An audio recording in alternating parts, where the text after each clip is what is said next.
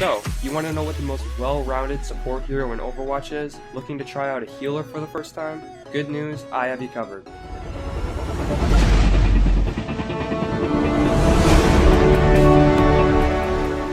Hey, what's going on guys? It's Delvage, and today I wanted to bring you my very first Overwatch video to my channel. In this video, I'll be going over the 4 support heroes currently in Overwatch and finding out which one is the strongest overall. Make sure though to keep in mind that the developers over at Blizzard are going to be changing the meta ever so often, which could lead to hero balance adjustments that could alter my opinion in the future, especially with recent news on a support sniper being added soon. But for right now, I'm going to be breaking down the strengths and weaknesses of each support hero in the game and give you my thoughts on which one is overall the best pick for most team compositions. Also, keep in mind that every hero in Overwatch can be utilized effectively when used correctly. Just because I say that one hero isn't as effective as another in a certain situation, doesn't mean you shouldn't use them. Make sure you make your own mind up on the subject and just use my video as some insight as to what works well and what doesn't. So let's start it out now with a fan favorite DJ mixer, Lucio. Lucio right off the bat looks like one of the most fun heroes to play in Overwatch. He's really the jack of all trades when it comes to the support class. He has great mobility, healing capabilities, and even some potential for decent damage output. Lucio's abilities allow him to be very versatile on the battlefield. If he gets too close to enemies, he can use his sonic amplifier to push them away from him and even score some crazy kills by knocking unlucky foes right off the map. Even if sonic amplifier is on cooldown, he can switch to his speed boost with crossfade and dart out of trouble on a dime. His heal is what makes them the most useful though. His AoE or area of effect health regen replenishes health on all nearby teammates, including Lucio himself. This translates to Lucio being a good pick in any game mode since most teams are fighting over an objective in a confined space. Lucio's ultimate, Sound Barrier, is great for changing the tide in the middle of a huge team fight. It gives you and anyone in your radius a diminishing massive boost in health for a few seconds. This can be used to save a team kill by an enemy ultimate or just to give yourself the advantage in that current skirmish. You gotta believe! Next up, let's take a look at Mercy. Mercy is probably the most true-to-name support hero in the game. Her Caduceus staff allows her to both heal and damage buff teammates in the midst of the fight and can quickly travel to allies in need with her Guardian Angel ability.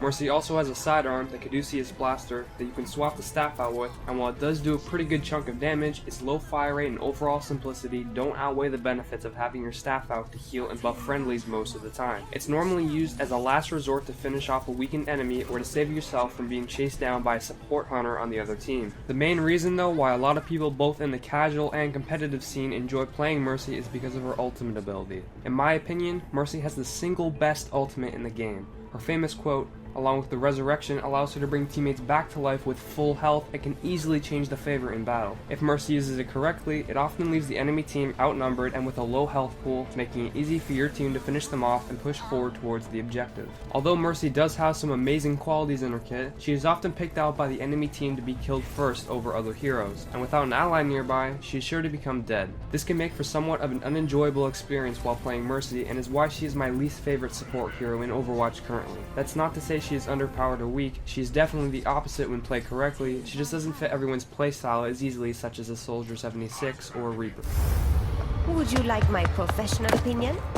Thirdly, let's take a look at Symmetra. Symmetra is arguably a defensive hero rather than a support since she has no real way of actually healing her teammates. Instead, she uses her photon shield on allies to give them an extra 25 points of regenerating shield. Symmetra's main weapon of choice is the photon projector, and while it may look like a sick alien weapon of some sorts, I don't find it to be that effective. It has 2 fire modes, first being a very short range, and I can't stress that enough, short range beam that locks onto enemies and does more damage the longer it's locked onto the target. While it does do some pretty hefty damage at its max, it only targets enemies that are extremely close to you. I compare it to McCree's flashbang more than anything as far as its range is concerned. You simply do not have the health to endure most enemies up close, especially since it takes a few seconds for the beam to get to its max damage potential while locked on. That's not to say it isn't as good at taking enemies out though, especially if they're caught off guard. This will give you time to charge up the beam and can wipe out even the tougher heroes in the game with ease. The only issue again is because of its extremely limited range, it's easy for people to escape even with the slightest of movement abilities such as the McCree combat roll. The second fire mode of the photon projector releases charged energy balls that increase in damage and size the longer you charge up the shot. The downside to this is that the longer the charge, the slower the ball moves towards the enemy. This gives any competent player more than enough time to duck or move out of the way of the balls hurling towards them. Again, Again, I don't find this to be that effective except perhaps harassing the enemy and discouraging them from going through a certain choke point on the map. Symmetra also has sentry turrets, which are small deployable laser cannons you can place anywhere that has a flat surface. With its max deployable number of 6, you can easily shut down an area the enemy is coming from as long as they aren't wise enough to spot the turrets and take them out first. Symmetra's ultimate ability, Teleporter, is a great tool to help your team get back into the fight quicker than the enemy. It's a deployable, oval-shaped gadget that allows your team to pop out of right off spawn anywhere she places it. Careful though, as the enemy flankers can make quick work of it if it's left unguarded. Symmetra might not be the best healer in the game, but placing a bunch of turrets and waiting for someone to walk right into your trap can feel specifically fun and rewarding, even if you feel like a bit of a scumbag afterwards. How can anyone tolerate such chaos?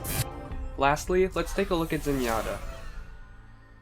Zenyatta is quite the unusual hero in Overwatch compared to the rest of the cast. His main weapon, Orbs of Destruction, allow him to shoot off energy orbs either individually or in a volley after charging up, quite like Symmetra. Zenyatta's real power though lies in his Harmony and Discord Orb abilities. These abilities allow Zenyatta to rapidly heal a teammate with a Harmony Orb attached or to give a massive damage boost to an enemy that needs taking out with his Discord Orbs respectively. Paired with his main attack, Zenyatta can make quick work of even some of the more HP heavy heroes in the game. His ultimate, Transcendence, makes him immune to any type of damage from the enemy, and instantly heals him and any friendlies around him. Although he can't damage anyone or use any of his abilities well in Transcendence, it's still a very powerful ultimate that can definitely be effective when used correctly. The main issues people have with Zenyatta are his low health as well as lack of mobility. You'd think for a hero that can literally fly, he'd be much quicker than the others. Well, you'd be wrong. Zenyatta's movement seems lackadaisical at times and can be very frustrating compared with his lack of health. Since he has no escape abilities, you're an easy target and can be very quickly wiped out if you're not careful. Out of all of the support heroes in Overwatch, Zenyatta definitely has the best damage output.